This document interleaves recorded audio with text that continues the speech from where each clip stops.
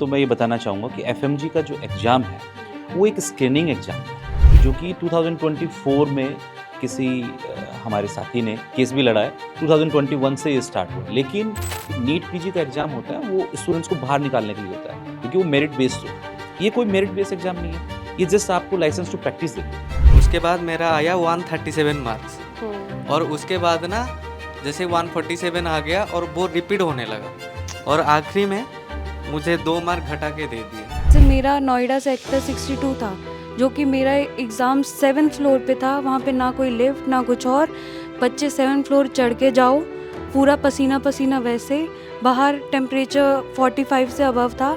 ऐसा नहीं है कि हम बिल्कुल वहाँ पे मौज मस्ती कर रहे हैं या कुछ है, बट एक चीज़ होती है कि अगर कोई और फील्ड का बच्चा बाहर जा रहा है तो उसको बहुत इज्जत से देखा जाता है कि हाँ बाहर पढ़ के आ रहा है या कुछ है, लेकिन एफएमजीज के टाइम पे ये उल्टा हो जाता है। वाली इतनी गर्मी हो रही थी, बीच में मेरे को बहुत तेज़ ये हेडेक होने लगा, तो मैंने वहाँ से मेडिसिन वगैरह के लिए पूछा तो उन्होंने साफ मना कर दिया कि कुछ अभी नहीं मिलेगा, आपको ऐसे ही पेपर देना होगा।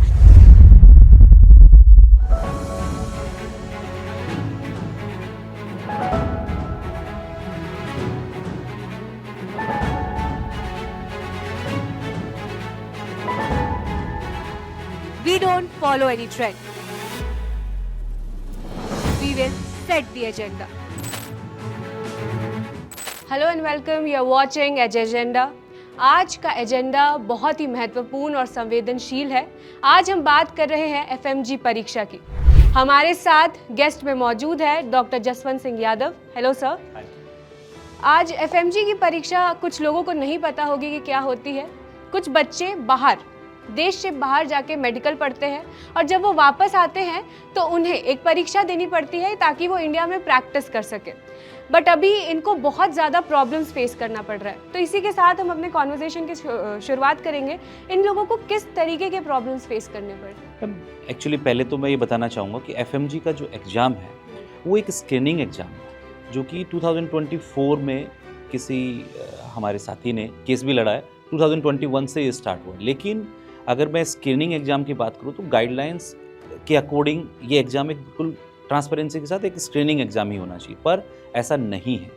डिफ़िकल्टी चैलेंज यहाँ आती है कि एक स्टूडेंट बाहर जाता है और 6 साल वो रह के आता है और फिर सडन वो इंडिया में जब लौट के आता है तो उसको ये एग्ज़ाम पास करने की ज़रूरत पड़ती है अपनी फॉर अदर इंटर्नशिप और प्रैक्टिस करने के लिए। लेकिन जब वो बच्चा वहाँ बाहर पढ़ के आता है तो वो इतना अप्रोप्रिएट नहीं होता है। जो सिलेबस उसको पढ़ाया जाता है वो एज ए MBBS लेवल का सिलेबस पढ़ाया जाता है, और जब वो इंडिया में आता है तो उसको पहले ये एग्ज़ाम क्लियर करना होता है। लेकिन अभी क्या हो रहा है, इस एग्ज़ाम का पैटर्न इतना चेंज करते जा रहे हैं कि गवर्नमेंट को या NMC को लगता है कि जो पैटर्न चेंज कर रहे हैं हम लोग, वो पैटर्न इतना चेंज हो रहा है कि बच्चे को INICT जैसे कॉम्पिटिटिव एग्जाम्स के, आप किसी सुपर स्पेशलिटी, नीट पीजी का एग्ज़ाम होता है, वो स्टूडेंट्स को बाहर निकालने के लिए होता है, क्योंकि वो मेरिट बेस्ड होता है।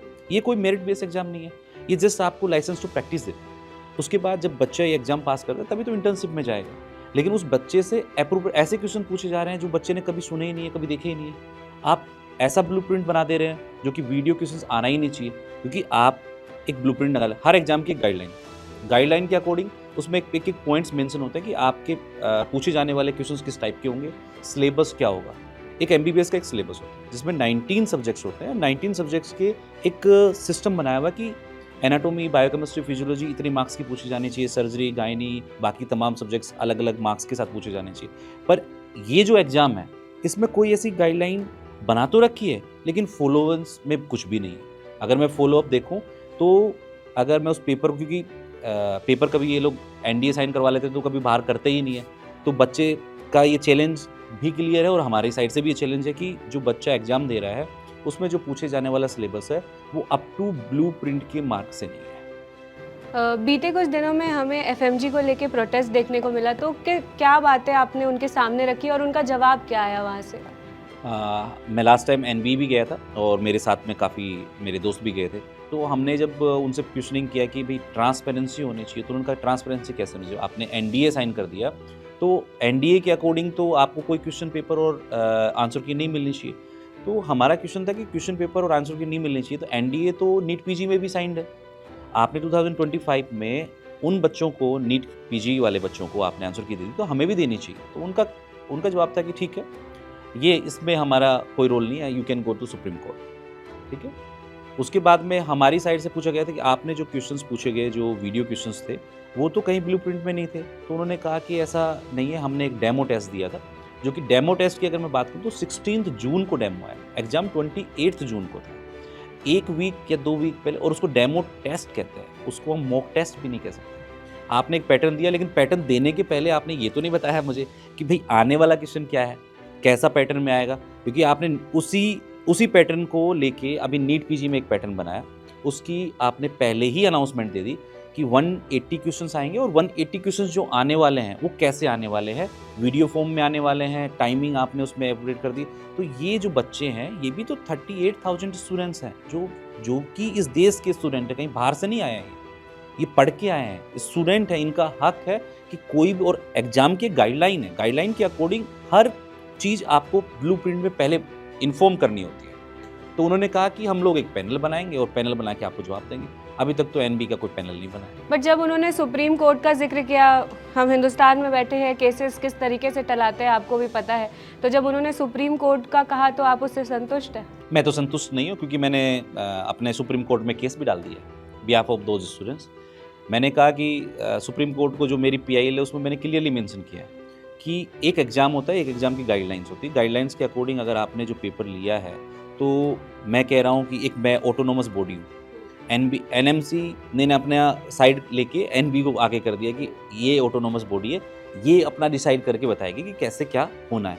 तो जो NMC ने हमें कहा कि ऐसा है, तो हमने एक PIL डाली, और PIL में हमने क्लियरली मेंशन कर दिया कि आपने नीट UG में भी दिया, UPSC में भी दिया, नीट PG के बच्चों को भी दिया, बाकी तमाम एग्जाम्स में जो कि कॉम्पिटिटिव एग्जाम्स आप उसमें क्वेश्चन शीट दे सकते हो, आंसर शीट दे सकते हो, तो इन बच्चों को क्यों नहीं? दूसरा सबसे बड़ा चैलेंज होता है कि I am not trusting NB, मैं TCS को भी ट्रस्ट नहीं करता, NB को भी ट्रस्ट नहीं करता। क्यों?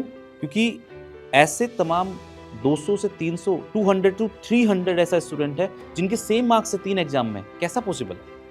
बट कांस्टेंट मार्क्स की बातें पहले भी उठी है कि सेम मार्क्स आ रहे हैं, बट बच्चों का कहना है कि रोल नंबर क्यों लिया जा रहा है, हमारा पिछले एग्जाम के रोल नंबर्स क्यों लिए जा रहे हैं, ताकि वो आइडेंटिफाई कर पाएं कि ये बच्चा तो ओल्ड स्टूडेंट है और ये नया स्टूडेंट है। तो आपने ये सवाल उनके सामने रखा था कि आप ओल्ड रोल नंबर्स क्यों ले रहे हो?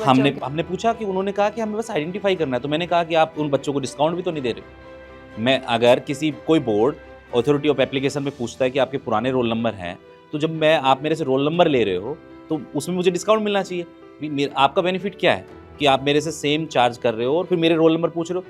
इट्स मीन कि आप कहीं ना कहीं कुछ तो आप क्रिएट कर रहे हो इनसाइड, क्योंकि मेरे पास जब तक आप मुझे बाहर दिखाओगे नहीं तो मुझे पता ही नहीं लग रहा कि अंदर क्या चल रहा है। सर मेरा ये क्वेश्चन है कि हमारा जो एग्ज़ाम हॉल में जो टेम्परेचर था वो इतना ज़्यादा था, जैसे मेरा नोएडा सेक्टर 62 था, जो कि मेरा एग्ज़ाम 7th फ्लोर पे था, वहाँ पे ना कोई लिफ्ट ना कुछ, और बच्चे 7th फ्लोर चढ़ के जाओ, पूरा पसीना पसीना, वैसे बाहर टेम्परेचर 45 से अबव था, और जब हम ऊपर गए हैं पूरा पसीने में तो वहाँ पे मोर देन 50 था, और उस कंडीशन में वहाँ पे इतना स्वेट हो रहा था, सब कुछ हो रहा था, ना वहाँ पे प्रॉपर पानी है, ठंडा पानी ख़त्म हो गया था, पानी छोड़ो वॉशरूम में तक पानी नहीं था, गर्ल्स वॉशरूम में कोई फैसिलिटीज़ नहीं थी, वहाँ पे बच्चे स्वेट में, कोई बेहोश हो रहा है, कोई पसीना ऐसे निचोड़ रहा है अपना, तो वो कंडीशंस कैसे है? और उस कंडीशंस में हमने पेपर दिया है,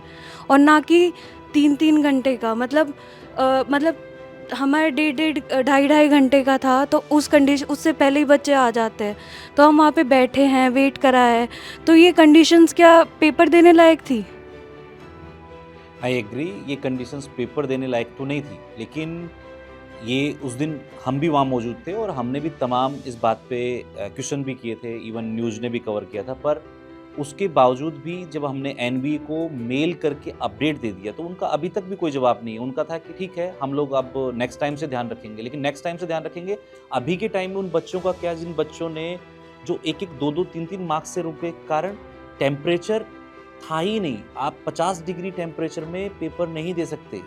अगर आप 50 डिग्री 55 डिग्री के टेम्परेचर की बात करें, अगर मेरे पास रिकॉर्ड भी है वो, और बच्चों ने रिकॉर्ड भी किया है उसको बाहर आउटसाइड, पेरेंट्स भी वहाँ मौजूद थे, एक ग्लास ऑफ बिल्डिंग अगर बाहर का टेम्परेचर 50 डिग्री है तो सोचो इनसाइड में जो लोग बच्चे इलेक्ट्रॉनिक्स आइटम्स यूज़ हो रहे हैं, वहाँ तमाम सर्वर वगैरह हैं और ग्लासेस वाली बिल्डिंग है, तो उसमें उस टाइम में एग्ज़ाम की कंडीशन तो थी ही नहीं, बच्चा फिर भी सर्वाइविंग एनी हाउ वो बच्चा कर गया और वो पेपर दे के आया, और जो कि डिफ़िकल्टी लेवल आपने इतना बढ़ा दिया। क्या 38,000 इतना बड़ा रेशियो है कि exam theatres exam hall set नहीं हो पा रहे हैं? नहीं, इतना तो पॉसिबल ही नहीं है वही। मैम। एक्चुअली नीट पीजी में तो 1.25 लाख 1.5 लाख बच्चा एडमिशन देता है और सेम पैटर्न पेपर है। तो नीट और एफएमजी में इतना भेदभाव देखने को मिल रहा है, मतलब कोई बच्चा बाहर जाके पढ़े ही नहीं अब।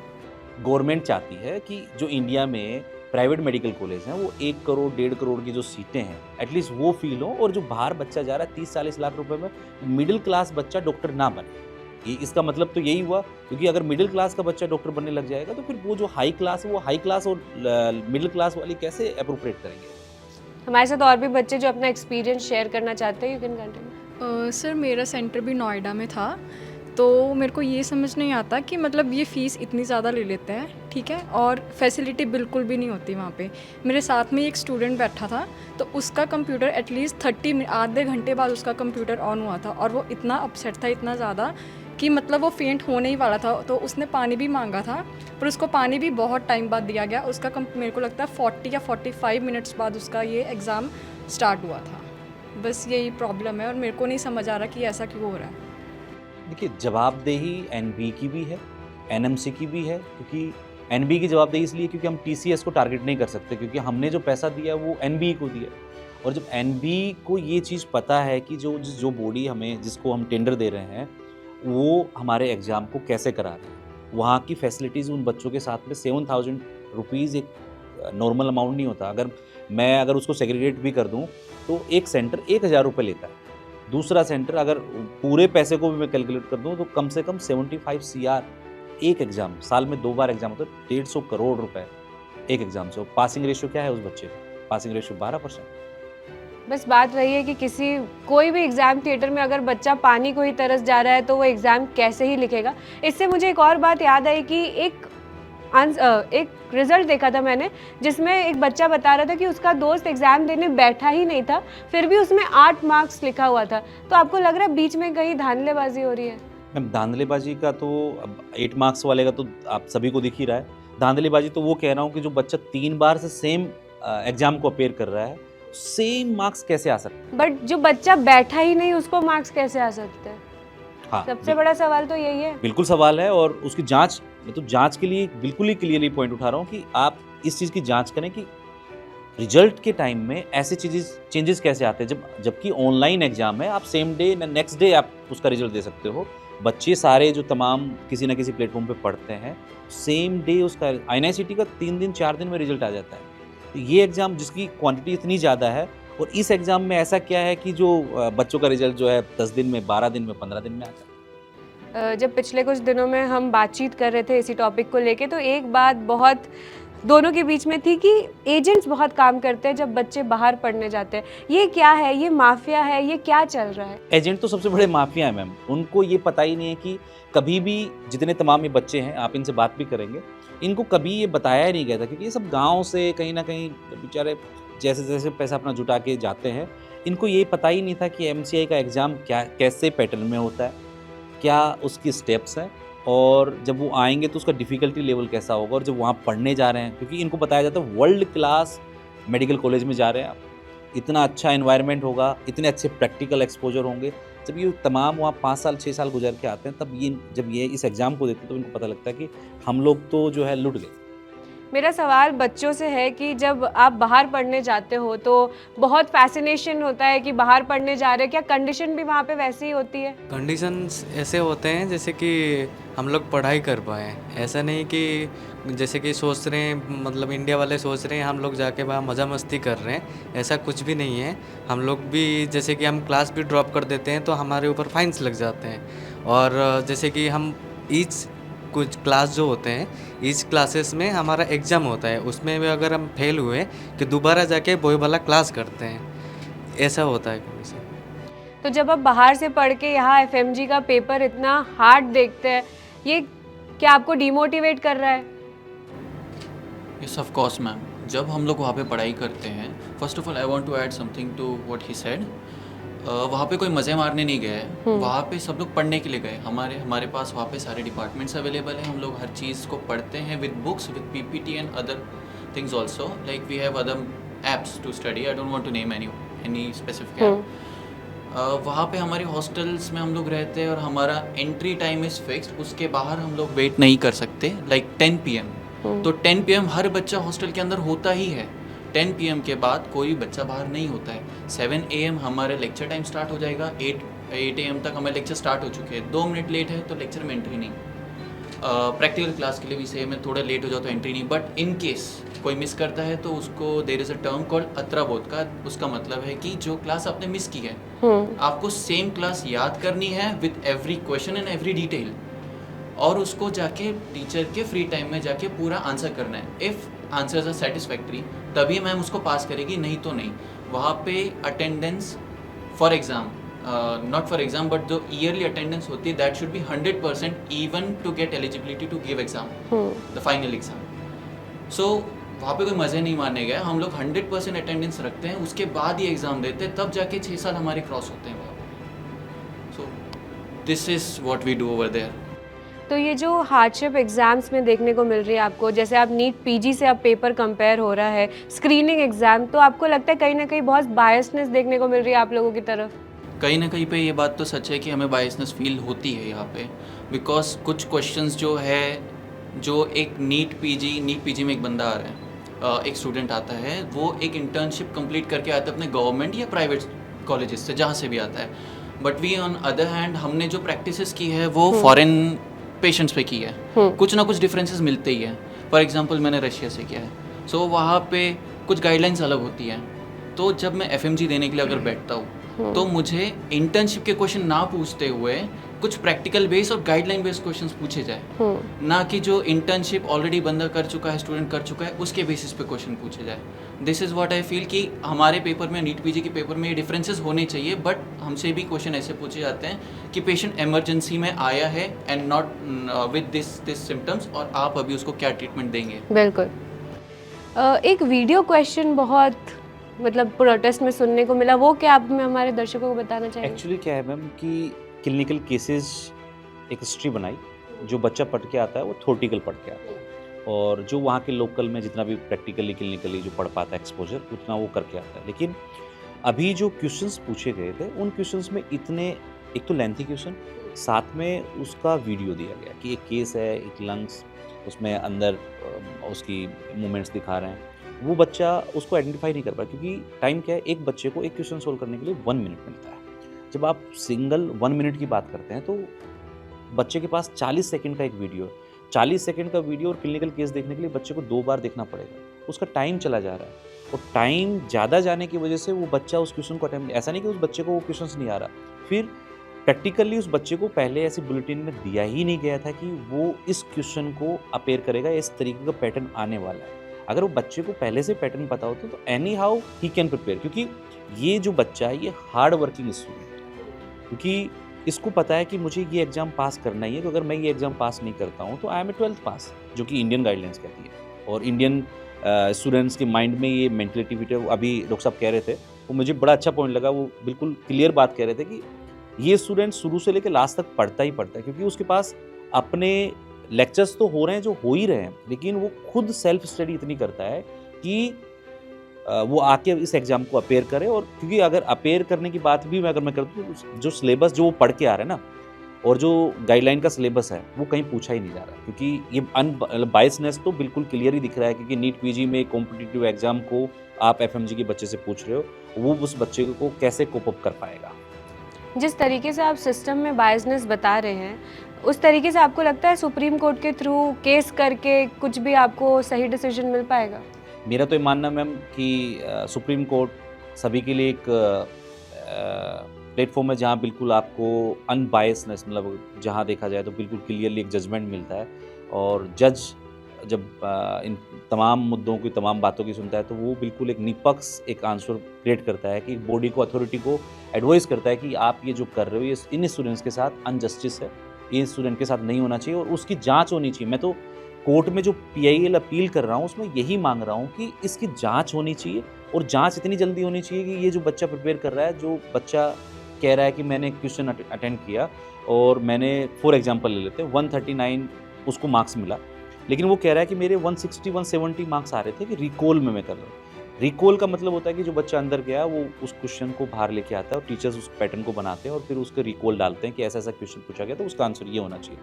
अगर रिकॉल में 170 आ रहे हैं तो उस बच्चे को 150 तो आना चाहिए, अगर 20 मार्क्स मैं लेस कर दूँ तो जब आप बाहर पढ़ने जाते हो, मेरा सवाल लड़कियों से है, जब आप बाहर पढ़ने जाते हो तो वहाँ जाके कोई डिस्क्रिमिनेशन फील होता है कि आप इंडिया से आए हो या बाहर से पढ़ने आए हो?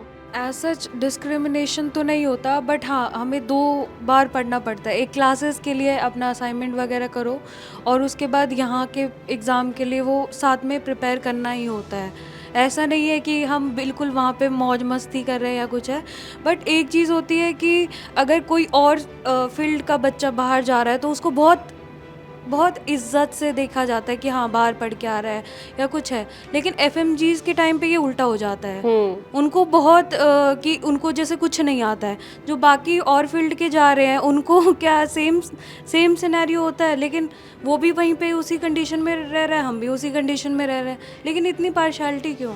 वही, इनसे मुझे 2 बात समझ आई सर कि जब देश के बाहर इनको डिस्क्रिमिनेशन फील नहीं हो रहा है बट देश के अंदर ज़रूर हो रहा है एफएमजी की परीक्षा में बैठ के कि ना कोई सहूलियत दी जा रही है, पेपर इतना टफ है कि नीट पीजी से कंपैरिजन हो रहा है। और दूसरी बात उन्होंने बहुत सही कही कि जब कोई भी बच्चा बाहर से पढ़ के आता है तो उसे बहुत इज्जत दी जाती है कि भाई वो बाहर से पढ़ के आया है, लेकिन एफएमजी के साथ इतना बायसनेस, मतलब वही घूम फिर के सवाल वही आ जा रहा है कि जब दूसरे बच्चे को इज्जत मिल रही है तो फिर एफएमजी के बच्चों के साथ ऐसा क्यों हो रहा है? मैम ये एफएमजी एक टैग है ना, ये बच्चा कितना भी अच्छा कर लेगा। जो अभी रिसेंटली बच्चे पास भी हो गए ना, जिनके 240 मार्क्स हैं, 233 मार्क्स भी हैं, दे आर ब्रिलियंट माइंड, क्योंकि उनके इस टफनेस एग्जाम में इतने 12% का रिजल्ट आया, उसमें भी उस बच्चे के इतने अच्छे मार्क्स आए, इट्स ए ब्रिलियंट माइंड। वो पूरी ज़िंदगी इस टैग से लेगा। क्यों? वो नीट पीजी में चाहे सुपर स्पेशलिटी में चला जाए, वो चाहे मेडिसिन कर ले, फिर उसके बाद एमसीएच कर ले, जो भी वो कर ले, लेकिन पूरी ज़िंदगी उसकी यूजी ये टैग के साथ जीना पड़ेगा कि मैं एफएमजी हूँ। और उसको बार बार ये रिग्रेट कराया जाएगा। जब भी हॉस्पिटल में जाएगा उसको सीनियर पूछेगा आपने कहाँ से यूजी की, तो वो बोलेगा मैंने वहाँ से की। तो सीनियर के माइंड में एक फिक्स हो जाएगा कि इसने वहाँ से की। अगर इसी चीज़ को मैं रिवर्ट कर दूँ, इंडिया के तमाम कितने ऐसे मेडिकल कॉलेज हैं जिनका अगर मैं स्टेटस देखूं कि वो एलिजिबल भी नहीं है। बहुत सारे मेडिकल कॉलेज ऐसे हैं जो एलिजिबल नहीं है, बस पैसे के दम पे वो चले आ रहे हैं। अगर कंपटीशन की बात करूँ तो दे आर मोर नॉलेजेबल। अगर एफएमजी जो बच्चा है वो हंगर है, भूख है, उसको पता है कि मुझे ये, मैं अगर ये एग्ज़ाम पास नहीं करूँगा तो मुझे इंडिया में प्रैक्टिस करने का मौका नहीं मिलेगा। लेकिन जो यहाँ प्राइवेट में पढ़ रहा है उसको तो पता है मुझे अपना 10 सेमेस्टर ख़त्म करने हैं, उसके बाद में मेरे को लाइसेंस मिल ही जाएगा। तो ये टैग के साथ जीना, मतलब ऐसा नहीं है कि आज ही के लिए, ये पूरी ज़िंदगी इनका टैग है। और ये डिस्क्रिमिनेशन बना दिया इंडिया ने कि एफएमजी जो है ना वो कुछ भी नहीं है, कि ये स्टूडेंट जो है, ये जो अभी आप पूछ भी रहे थे कि मस्ती, वो बच्चा कह भी रहा था कि हम मस्ती मार, लोगों के दिमाग में क्या है कि एब्रोड जाते हैं 5 साल ये लोग मज़े मार के आते हैं और फिर सडनली इंडिया में आके इनको जो है इक्वलिटी चाहिए। हाँ, मैंने प्रोटेस्ट कवर किया था और उसके नीचे तमाम कमेंट्स मैंने देखा कि ये बाहर से पढ़ के आए हैं, इनको तो बस टॉपिक चाहिए बोलने का, यहाँ पे हम बहुत मेहनत करें, नीट निकालना कोई आसान बात नहीं है। आपको लगता है नीट के बच्चे ही खुद ऐसा कमेंट कर रहे हैं? एक ही स्ट्रीम में इतना मतलब आपस में ही लड़ाई देखने को मिल रही है। मैम अभी रिसेंटली अगर आप कल का एक एपिसोड देख लेंगे, एक पेरेंट्स आया है, उस पेरेंट्स ने अपने बच्चे की एक सीट निकाली और उस पर उसका बच्चे का जो नाम है नीट यूजी में वो चेंज है। अगर आप पेपर की ट्रांसपेरेंसी या सिस्टम की बात करें, मैं बार बार सिस्टम पे इसलिए घुसना चाह रहा हूँ क्योंकि मैं बताना चाह रहा हूँ कि एक नीट यूजी में टीसीएस जो सेंटर एग्ज़ाम दे रही है वो एक आंसर की बच्चे की रिलीज़ करी थी। इन बच्चों की तो रिलीज़ भी नहीं हो रही, जिनकी रिलीज़ हो रही है उसमें बच्चे का नाम चेंज है और उसके बच्चे का नाम चेंज है। तो कैसे, मतलब इतना घोटाला तो क्लियरली है जिसमें आप आंसर की रिलीज़ कर रहे हो, जिसकी आंसर की रिलीज़ नहीं कर रहे हो वहाँ तो पूरा ही घोटाला होगा। ये तो क्लियरली है क्योंकि नीट पीजी की भी आंसर शीट उन्होंने दी तो क्या दिया, ABCD करके दे दिया। 300 क्वेश्चन बच्चे से पूछे गए, 300 बच्चे को क्वेश्चन कहाँ से याद रहेंगे? कौन सा ऐसा प्रोफेसर, अगर इंडिया की सिलेबस की भी मैं बात कर लूँ, जो उनके क्वेश्चन पूछे गए, मैं ये कह रहा हूँ कि कौन सा ऐसा इंडियन मेडिकल कॉलेज जो यूजी में जो ये बच्चों से क्वेश्चन किए गए वो पूछे जा रहे हैं या वो सिलेबस में पढ़ाया जा रहा है? कितना सीनियर जिन्होंने MBBS इंडिया से की है वो भी बता सकता है कि यार ये सिलेबस पूछा नहीं जाता, क्योंकि इनके बहुत सारे पेरेंट्स तो ऐसे हैं जो इंडिया से MBBS करके बैठे हुए हैं, उन्होंने अपने बच्चे को बाहर भेजा क्योंकि इतना पैसा नहीं है इन पेरेंट्स के पास।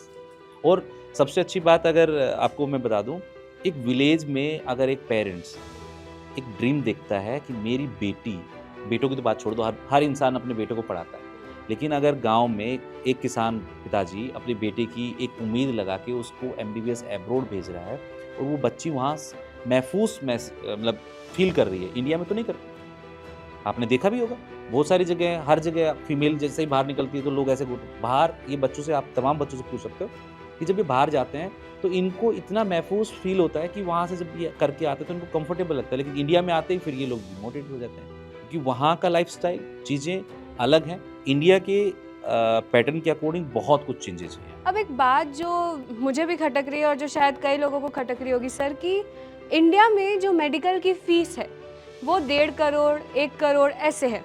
अब जब आप उज़्बेकिस्तान जाते हो, रशिया जाते हो, तो वहाँ की फ़ीस 25 लाख है। तो जब वहाँ पे मेडिकल 25 लाख में हो रहा है तो इंडिया में ऐसा क्या मेडिकल में पढ़ाया जा रहा है कि उसकी फ़ीस 1 करोड़ 1.5 करोड़ है?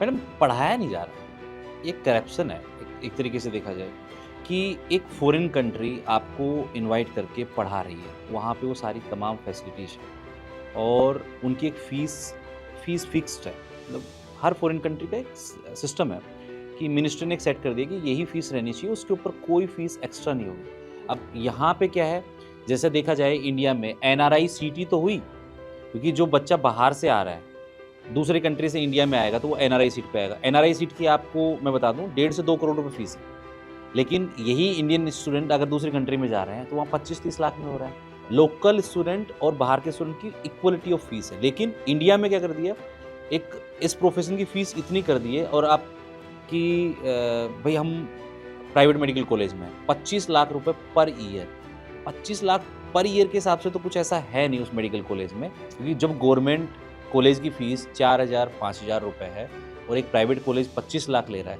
तो अगर वो 25 लाख की मेडिकल कॉलेज में अगर मैं देखूं तो उसमें तो पूरी फैकल्टी भी नहीं है, तमाम फैकल्टी जो होनी चाहिए MBBS की वो भी नहीं है।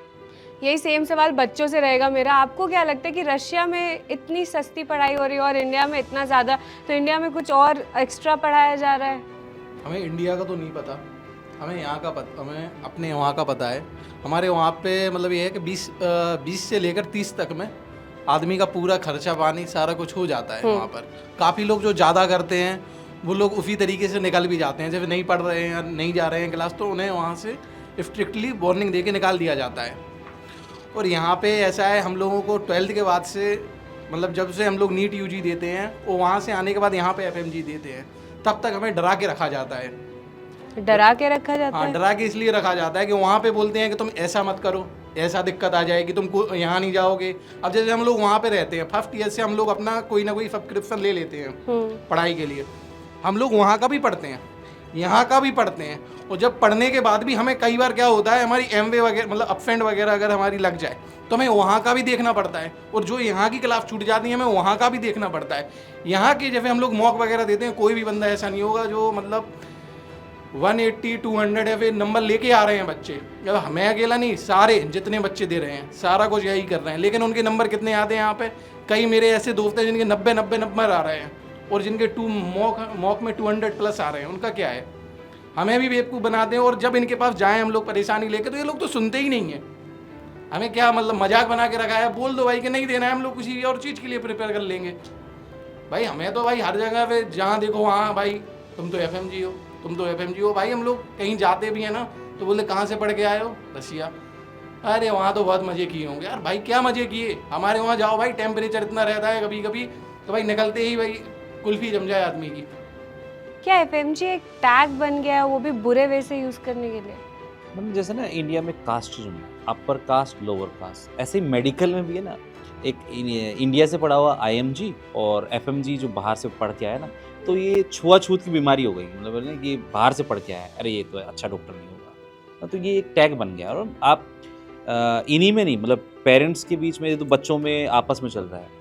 आप देखो किसी का मतलब हमारे रिलेटिव में किसी का बच्चा इंडिया से पढ़ रहा होगा तो वो ना वो बार बार कहता है, अरे आपके बच्चे का एग्ज़ाम निकल गया क्या, मतलब रिक्शा चलाने वाले आदमी को भी पता है कि यहाँ पे एक एफएमजी का एग्ज़ाम होता है, क्योंकि ना न्यूज़ इतनी चलती है ना कि एफएमजी का एग्ज़ाम है, एफएमजी का, जबकि एक्चुअली में ये इस तरीके से दिखाया गया है ना, आदमी के दिमाग में फिट हो गया है कि एक एफएमजी का जो बच्चा है ना वो कुछ नहीं करता है, वो पढ़ने लायक ही नहीं है और वो प्रैक्टिस करने लायक ही नहीं। लेकिन अगर up to check history check कर दी जाए तो जितना स्ट्रगल इस बच्चे ने झेला है ना, इतना मेंटली प्रेशर किसी ना तो इंडियन मेडिकल ग्रेजुएट ने झेला है ना उसके पेरेंट्स ने झेला है, क्योंकि पैसा था तो एडमिशन हो गया, या फिर वो अच्छा पढ़ने वाला था तो इंडिया के मेडिकल कॉलेज में उसका एडमिशन हो गया।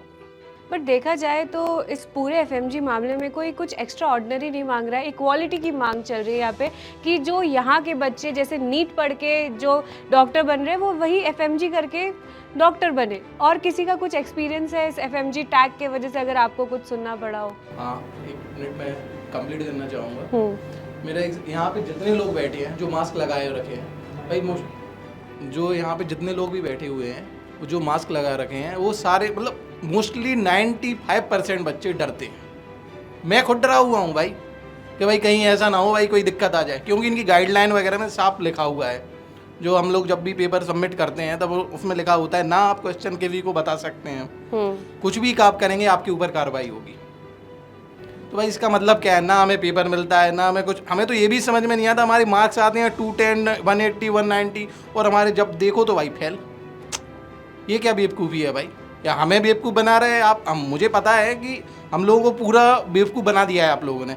12% रिजल्ट दे दिया और इससे ज़्यादा अब भाई किस किस को कन्वेंस करोगे आप? अपने पेरेंट्स को कन्वेंस करोगे, अपने फ्रेंड्स को कन्वेंस करोगे, या खुद को कन्वेंस करोगे? और इसमें से कोई भी चीज़ किसी को भी कन्वेंस नहीं कर सकते आप। अगली बार के लिए फिर प्रिपेयर करो भाई 6 महीने, और 6 महीने नहीं, कभी कभी तो 4 महीने बाद एग्जाम हो जाता है भाई। 19 सब्जेक्ट आप खुद पढ़ के देख लो। तो एग्ज़ाम की कोई पर्टिकुलर डेट नहीं है कि इतने टाइम स्पैन के बाद ही एग्ज़ाम होगा?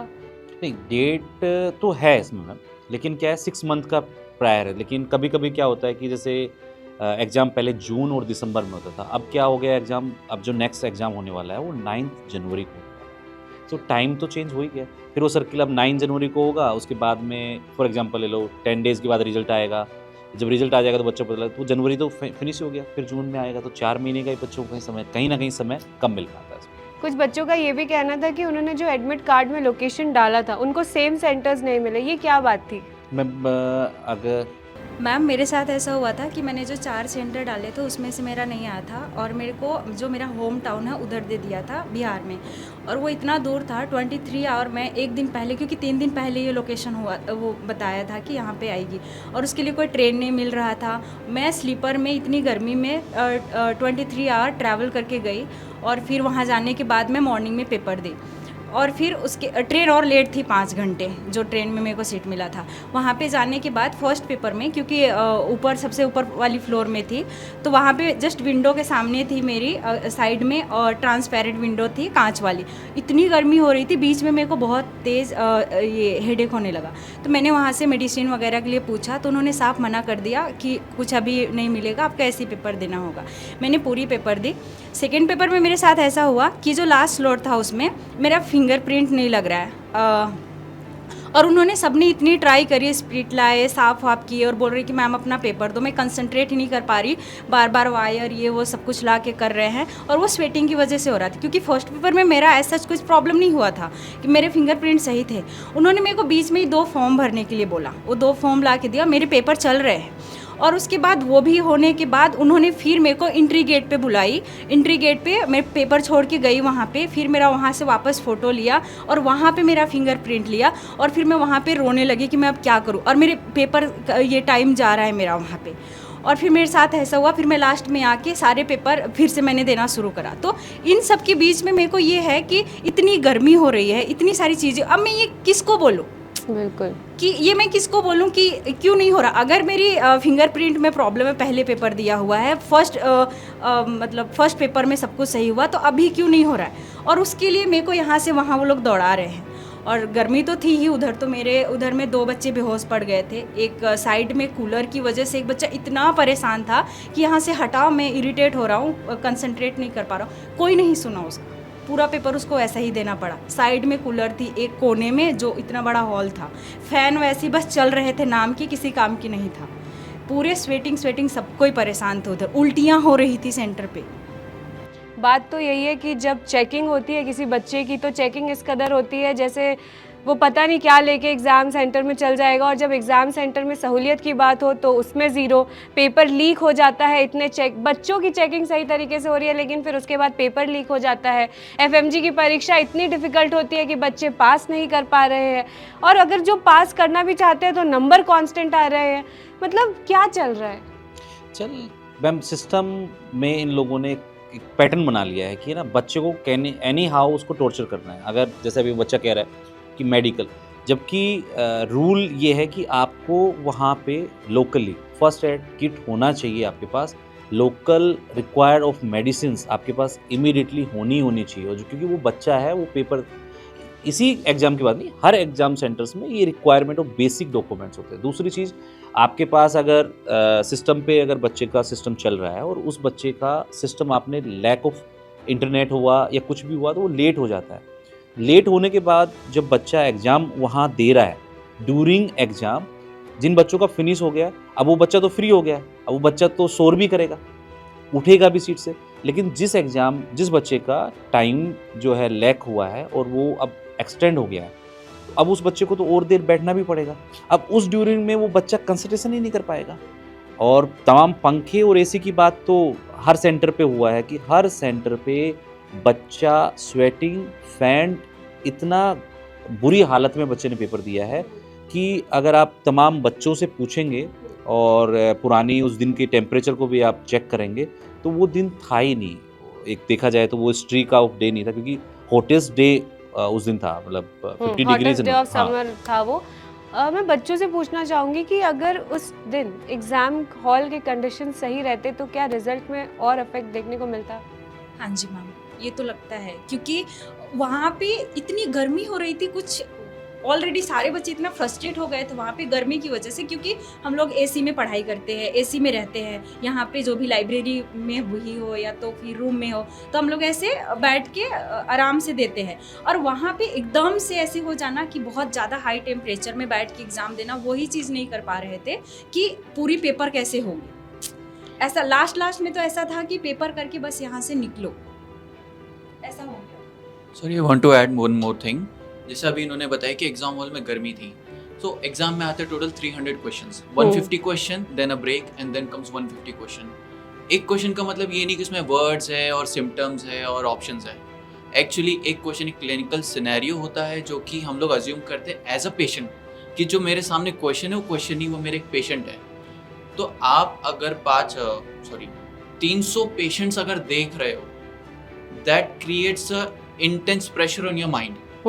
और अगर आप वही चीज़ गर्मी में, पसीने में, टेंशन में, एंजाइटी लेके बैठे हो और आप एक पेशेंट को असेस कर रहे हो, how do you think a patient और a doctor will make correct diagnosis और give a correct answer in that condition? अगर एक ऑप्टिमल कंडीशन हो जिसमें कम से कम पंखे चल रहे, वेंटिलेशन भी है, और डॉक्टर एक पेशेंट को असेस कर रहे हैं, what I mean is the clinical question जो कि 10-10 लाइनों के होते हैं, तब एक चांस होता है बच्चे के पास कि हाँ अब मेरा आंसर सही होगा।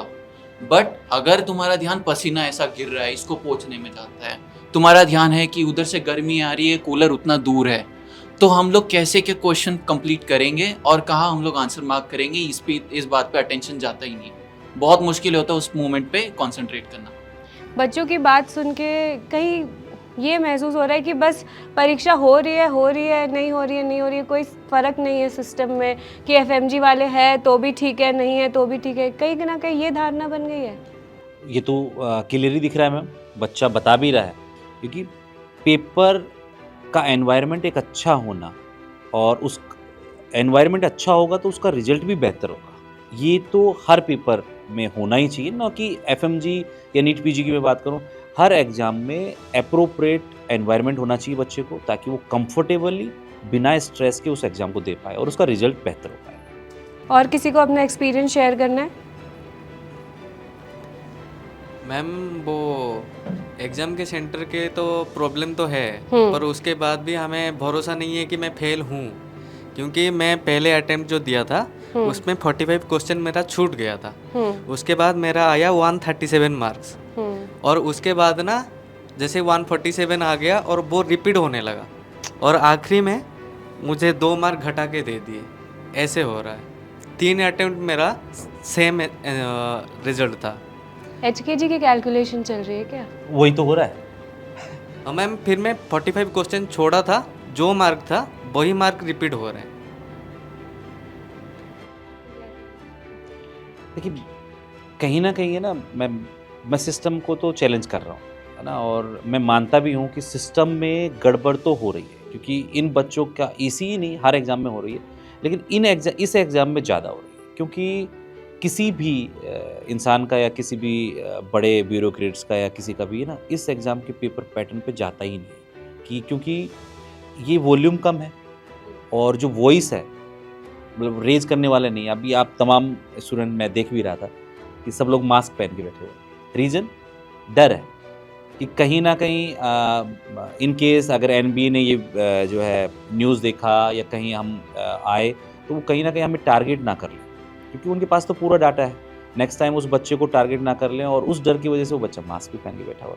जब इतना डर आपके स्टूडियो में है तो रियलिटी ऑफ एग्ज़ाम या इनके माइंड में जो चल रहा होगा वो कैसा होगा? मैंने देखा था बाहर जब बच्चे प्रोटेस्ट पे भी उतरे थे, तभी भी उन्होंने मास्क लगा रखी थी कि इतना डर है कि अब अपनी बातें ही खुल के नहीं बोल पा रहे।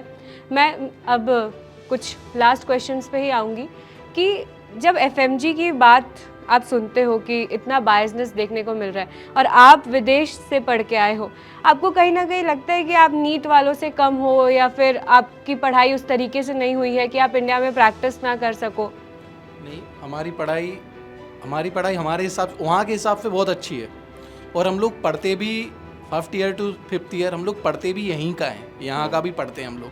फिर वहाँ से आके यहाँ पर जो टीचर वगैरह हमारे जो मॉक देते हैं उनमें भी हमारा अच्छा परफॉर्मेंस होता है। ऐसा नहीं है कोई गंदा परफॉर्मेंस, ज़्यादा 150 प्लस ही रहता है मोस्टली लोगों का। लेकिन हमारे साथ क्या होता है, जब हम लोग एग्ज़ाम भी देकर आते हैं, एग्ज़ाम में भी हर कोई बंदा 150 प्लस करके आता है। ये तो मतलब 300 आउट ऑफ 150 चाहिए हम लोगों को, तो 150 एबव ही आते हैं बच्चों के। और फिर जब हम लोग रिकॉल वगैरह भी करते हैं तब भी हम लोग अच्छे दिखते हैं। लेकिन जब रिजल्ट आता है तब हम लोगों को मिलते हैं कितने, किसी के आ रहा है 90, किसी के आ रहा है 130, किसी के आ रहा है 140 को। और मोस्टली जो बंदा 200 प्लस स्कोर कर रहा है या कुछ भी कर रहा है उसके 149 पे भी आके अटक जाता है। तो इसे मैं ये चाहता हूँ आपके माध्यम से कि भाई कम से कम थोड़ी भी ट्रांसपेरेंसी आ जाए कि भाई हमें हमारा पेपर मिल जाए कि हम देख सकें क्या है क्या नहीं है। भाई कुछ तो हो के हम अपील कर सकें अपने, भाई हम अपनी बात रखें कि ये लोग कुछ तो करें हमारे लिए, कि भाई थोड़ा सा कर लें कि हम लोग इतना परेशान ना हो, क्योंकि बहुत बच्चे बैठे हुए हैं बहुत ज़्यादा और वो यहाँ पे आ नहीं पा रहे क्योंकि डर है। बस यही। जैसा कि डर दिख के ही आ रहा है, लेकिन सबसे बड़ा सवाल जो उठ रहा है इस कॉन्वर्जेशन में कि सब एग्ज़ाम्स के आंसर की है, सिर्फ इसी एग्ज़ाम का आंसर की क्यों नहीं है? क्योंकि मैम चाहते ही नहीं ना। अगर बच्चा आंसर की डिमांड कर रहा है तो वो एनडीए का चीज़ें लेके आ रहा है, लेकिन आंसर की अगर बच्चों को मिल जाएगी ना तो वो जस्टिफाई कर पाएगा चीज़ों, क्योंकि अंदर का गबन कैसे बाहर आएगा? आंसर की दे देंगे तो जो अंदर मैनिपुलेशन चल रहा है, जैसे अभी वो कह रहा है कि 160-70 नंबर का करके आ रहा है लेकिन रिजल्ट तो उसका फेल ही आ रहा है। तो फिर 160-70 का वो करके आया, जब वो बच्चा 160-70 का करके आ रहा है और रिजल्ट में उसका इतना चेंजेस आ रहा है, तो कहीं ना कहीं तो मार्किंग जो सिस्टम अंदर इन्होंने एक स्केल सिस्टम बना रखा है वो कहीं ना कहीं तो गलत है। वो बच्चे का स्केल सिस्टम चेक करने के लिए एक पेपर होने के बाद एक आंसर की होनी चाहिए, या जैसे ही बच्चे ने सबमिट किया, जैसे बाकी तमाम बहुत सारे एग्जाम्स में होता है, आप उस बच्चे को एक प्रिंट आउट ही तो देना है कि आपने ये आंसर किए और ये लेके जाओ, दैट्स इट। और ईमेल पे कर दो। आज के ज़माने में जब ऑनलाइन एग्जाम ले रहे हो तो ऑनलाइन रिजल्ट्स है, तो आप उस पैटर्न को ऑनलाइन पे उस बच्चे के साथ शेयर कर दो, क्योंकि जो पोर्टल बनाया है ना उसी पोर्टल के ऊपर बच्चे का एडमिट कार्ड का ऑप्शन है, बच्चे का स्कोर कार्ड का ऑप्शन है। तो एक पोर्टल में एक ही चीज़ें ऐड करनी है कि भाई आपका जो आंसर शीट है जो आपने मार्क किया वो ये है। अब एनबी कह रही है कि हमारे पास लिमिटेड क्वेश्चंस हैं, तो फिर आप लिमिटेड क्वेश्चंस हैं, एक मेडिकल प्रोफेशन में लिमिटेड क्वेश्चंस की बात कर रहे हो, इतने तमाम मेडिकल कॉलेज में जितने इतने टॉप क्वालिफाइड डॉक्टर्स वहाँ बैठे हुए हैं, वो उनके पास क्या मेडिकल के लिए डिजीज़ या क्वेश्चंस पैटर्न ही नहीं है कि वो इतना क्वेश्चन बैंक सफल करके बना पाएँ कि इन बच्चों की क्वालिटी चेक हो पाए। एक लास्ट क्वेश्चन हम लेंगे ऑडियंस से। जैसे अभी ट्रांसपेरेंसी की बात चल रही थी, so I wanted to ask you one question कि जैसे भी हम लोग जहाँ भी एग्ज़ाम देते हैं, मॉक टेस्ट देते हैं, ऑनलाइन दे रहे हैं, अलग अलग प्लेटफॉर्म्स पे दे रहे हैं, हमने अपने 300 क्वेश्चंस कंप्लीट किए, सबमिट दबाया, we get a score 180 out of 300, 159 out of 300 और कुछ भी रैंडम नंबर 110। सो इससे ट्रांसपेरेंसी बढ़ सकती है क्या? सेम चीज़ यूज़ की जा सकती है एफएमजी एग्ज़ाम के लिए कि जैसे ही एफएमजी में बंदा बैठा है, लास्ट सेक्शन है, उसने 300th क्वेश्चन कंप्लीट किया, क्लिक दबाया और कंप्यूटर, बिकॉज कंप्यूटर में सिस्टम के अंदर ऑलरेडी क्वेश्चंस है, सिस्टम के अंदर ऑलरेडी आंसर्स है, कंप्यूटर ही जनरेट करके देने वाला है, जैसे ही यहाँ पे सबमिट दबाया, we are getting our marks. इसमें कोई मेरिट तो बनना नहीं नीट पीजी की तरह कि तुम्हें रोल नंबर, मेरिट और किसके बाद कौन है, हमें सीरीज़ चेक करना है। हमें इसके अंदर जैसे जानना है हमारे नंबर क्या है, तो उसके लिए हमें 10-12 दिन की वेट करना। फर्दर मोर ये ट्रांसपेरेंसी बढ़ाएगा कि भाई मुझे शक क्यों हो उस बात के लिए कि मेरे 150 से कम आई है, मेरे 150 से ज़्यादा है। ऑन द स्पॉट जब मैंने आंसर मार्क किया है, गिव मी द मार्क्स, उससे ट्रांसपेरेंसी और बढ़ेगी। बिल्कुल एग्जैक्टली हो सकता है, और ये तो ऑटो फिटेड सिस्टम है, जो आपने क्वेश्चन दिया उसी के अंदर तो आंसर की है। अगर सेम टाइम में उस बच्चे को रिजल्ट मिल जाता है तो अच्छा, ये इतना मैच्योर बच्चा है कि मतलब एनबी को ये सोचना ना पड़े कि भाई बच्चा कर लेगा, पैनिक हो जाएगा, नहीं, उसको पता है उसका रिजल्ट क्या आने वाला है, और वो अगर सेम टाइम में रिजल्ट लेके जाता है तो हो सकता है वो अपनी प्रिपरेशन नेक्स्ट डे से शुरू कर दे, क्योंकि 10 दिन उस बच्चे को ये डायलेमा में रहता है कि मैं पास हो जाऊंगा या ये चीज़ें हो जाएंगी। तो ट्रांसपेरेंट, बिल्कुल सही कह रहे हैं वो, ट्रस्ट बन जाएगा। मैं बोर्ड को चैलेंज नहीं कर पाऊंगा कि मैंने जो क्वेश्चन लगाया मेरे सामने आंसर आ गया, तो मुझे आंसर शीट की भी जरूरत नहीं पड़ेगी, लेकिन एटलीस्ट मेरे सामने वो फिल्टर ऑफ स्केल ना रहे, एग्जैक्टली मैंने दिया है तो मुझे माइंड ऑफ क्वेश्चन भी रहेंगे कि मैंने इतने तो किए थे, शायद हो सकता है मेरा जो रिजल्ट है वो यही है। जैसे कि आपने सुना बच्चों में कितना डर है। आज एज एजेंडा के इस एपिसोड में हमने एफएमजी के बच्चों से बात की, उनके प्रॉब्लम्स को आपके सामने रखा। एज एजेंडा आपके सामने और कई ऐसे नए एजेंडाज के साथ आता रहेगा। हमें देखने के लिए देखते रहिए एज न्यूज़।